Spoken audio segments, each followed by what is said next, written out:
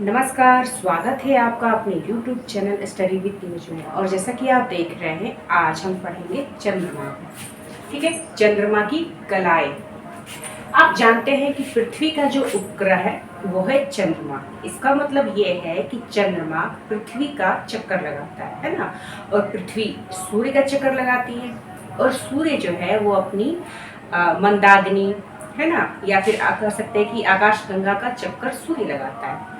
ठीक है, काफी सारे एक ब्रह्मांड में कह सकते हैं कि जहाँ पर कह सकते हैं कि ये जो ब्रह्मांड है उसमें बहुत सारी मंदाकिनी है ना, बहुत सारे मिल्की वे है। तो देखिए, आप चित्र के माध्यम से समझिए। ये हमारा है सूर्य। ठीक है, सूर्य है। ये है हमारी पृथ्वी। पृथ्वी है ये। ठीक है, ये बाकी आप जितने देख रहे हैं वो है हमारे चंद्रमा, चांद है।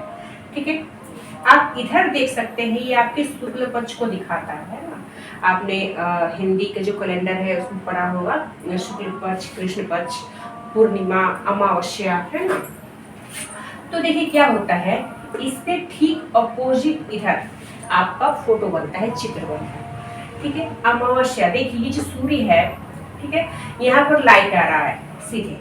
ठीक है, क्योंकि पूरे भाग को तो सूर्य की रोशनी नहीं दे सकती है, आधे भाग में ही सूर्य की रोशनी आ सकती है, पीछे का भाग कर सकते हैं कि लाइट में नहीं रहता है। तो मान लीजिए इधर प्रकाश है तो इधर हो गई क्या, अंधेरा।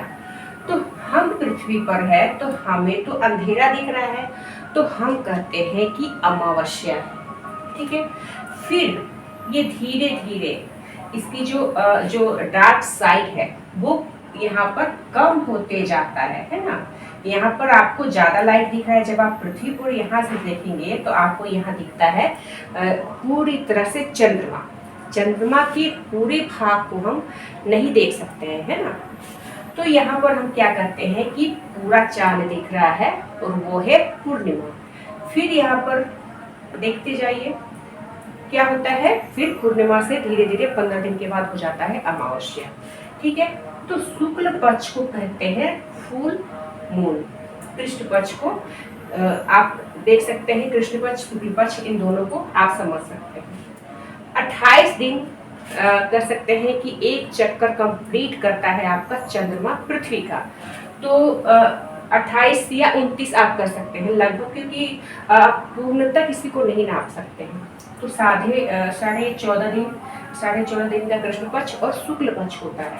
ठीक है, अब देखिए एक चीज समझिए कि अगर एक तारीख को अगर आपका पूर्णिमा होता है तो उसी मंथ के लास्ट तक फिर से पूर्णिमा होगा, है ना। क्योंकि पूर्णिमा 28 या 29 दिन का चंद्रमा कंप्लीट कर सकते हैं कि पृथ्वी का चक्कर लगाते हैं। ठीक है, तो एक मंथ में जब दो पूर्णिमा होते हैं तो क्या कहेंगे, तो पहले वाले पूर्णिमा को हम फुल मून कहेंगे, फुल मून।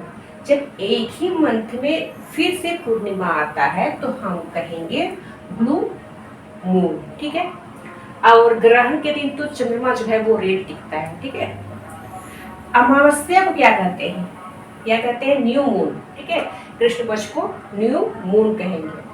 ठीक है, अब देखिए, जब मैंने पिछले वीडियो में चंद्रमा को बताया था कि किस तरह से वो दीर्घ वृत्ताकार पथ पर पृथ्वी की परिक्रमा करता है। ठीक है, तो कभी पृथ्वी के पास होता है, उसका हमने कहा था कि 59 या फिर 60% हम चंद्रमा को देख सकते हैं, वो पास होता है पृथ्वी को, तो उसे क्या कहेंगे, सुपर